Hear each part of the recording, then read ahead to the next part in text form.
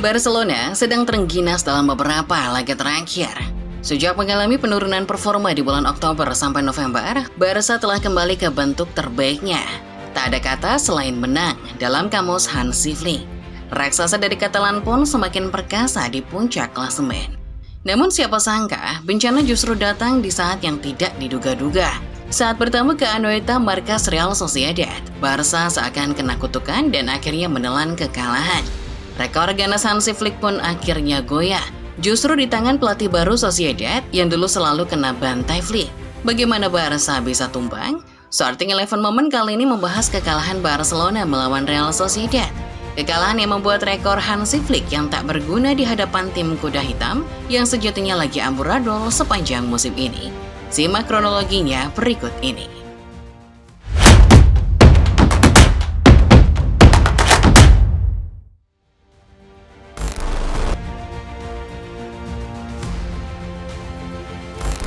Musim 2024-2025 jadi musim yang spesial buat Barcelona.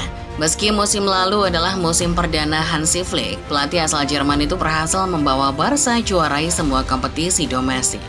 Setelah musim berakhir, Flick mendapat ujian cukup berat. Performa timnya sempat menurun di awal hingga pertengahan musim. Kekalahan dari Chelsea jadi puncak masalah Barcelona musim itu.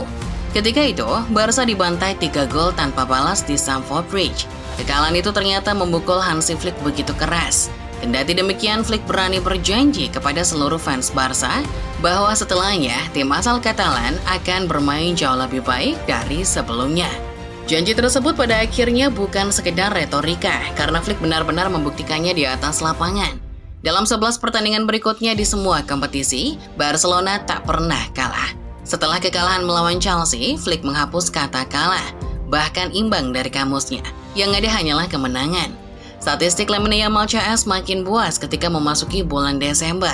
Dari laga kontra Osasuna di Jornada ke-16 La Liga, Barca berhasil catatkan 18 gol dalam 8 laga beruntun.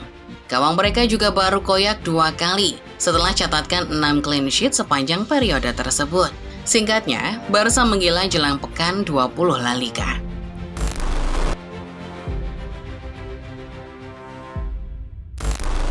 Barcelona mungkin perlu waspada ketika bertamu ke Anoeta.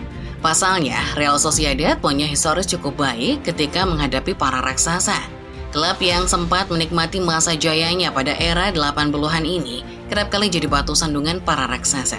Namun, itu justru jadi cerita lama bagi La Real. Di awal musim 2025-26, pelatih Imanol Alguacil pergi meninggalkan Sociedad.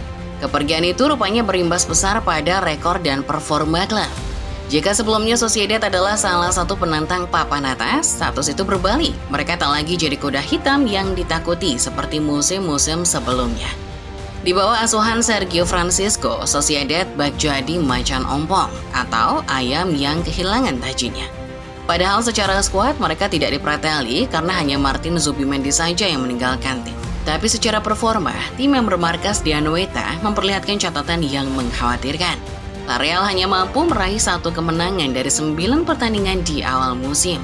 Rentetan hasil buruk tersebut membuat mereka sempat terlempar ke posisi ke-19 klasemen. Zonanya para calon klub yang akan terdegradasi.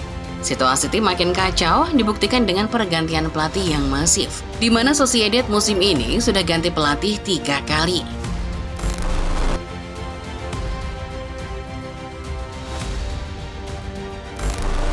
Sayangnya, meski Barcelona datang dengan status tim yang sedang berada di atas angin dan Real Sociedad dalam kondisi kacau, hasil di pekan ke-20 ternyata justru berkata sebaliknya. Di luar dugaan, laga ini malah dimenangkan oleh tuan rumah. Barcelona bisa dibilang mengalami malam yang benar-benar sial. Pasukan Hansi Flick memainkan skema 4-3-3, menyerang dan mengontrol 73% penguasaan bola.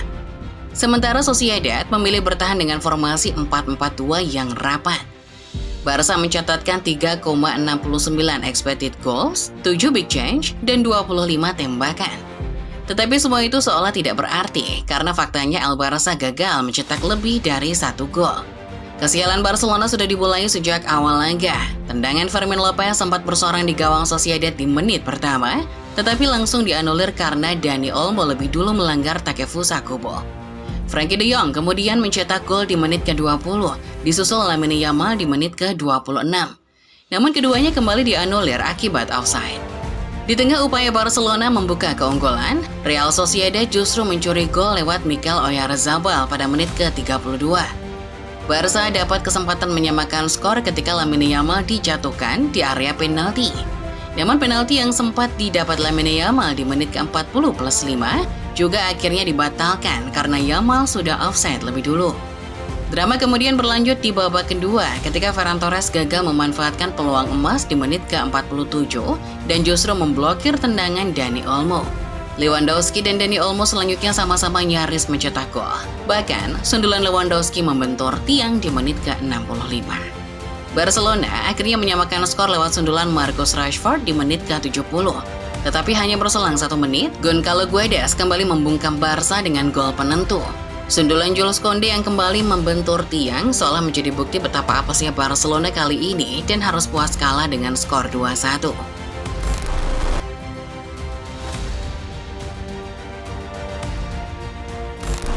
Kemenangan Real Sociedad atas Barcelona memang dipengaruhi oleh faktor keberuntungan yang tidak memihak Barca.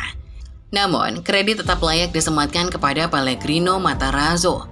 Matarazzo ditunjuk pada 21 Desember 2025 dan siapa sangka sang pelatih anyar justru mampu entaskan Sociedad dari keterpurukan. Sejak resmi melatih La Real, Matarazzo memang belum pernah sekalipun merasakan kekalahan. Sebelum menjamu Barcelona, Matarazzo sudah menjalani 3 laga bersama Sociedad.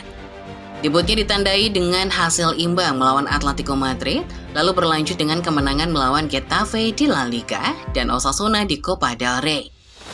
Spesifik untuk laga melawan Barca, Matarazzo layak diapresiasi banyak karena taktik dan strateginya mampu meredam Yamal CS. Di sisi lain, ia juga mampu menyuntikkan mentalitas pantang menyerah.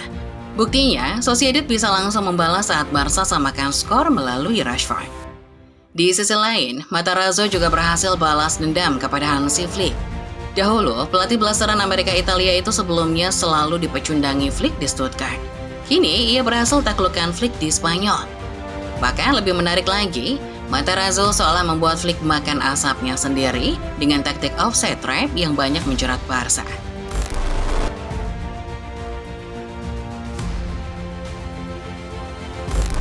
Pada akhirnya, kekalahan di Anoeta membawa dampak besar bagi posisi Barcelona di klasemen. Hasil ini membuat upaya mereka mempertahankan satu sebagai pemuncak La Liga menjadi jauh lebih rumit. Berkat kekalahan tersebut, jarak antara Barcelona dan Real Madrid menipis hingga tersisa 1 poin saja. Tekanan kini kembali menghampiri Barca. Jika Real Madrid mampu meraih kemenangan di pekan berikutnya, sementara Barcelona terpeleset dengan hasil imbang atau kalah, maka praktis, tata puncak klasemen akan berpindah tangan. Padahal, di kubu seberang, si putih juga sedang carut-marut dihantam problem internal. Selain Real Madrid, Barcelona juga wajib menaruh perhatian pada satu pesaing serius lainnya, Villarreal. Tim ini masih memiliki tabungan 1 pertandingan yang belum dimainkan.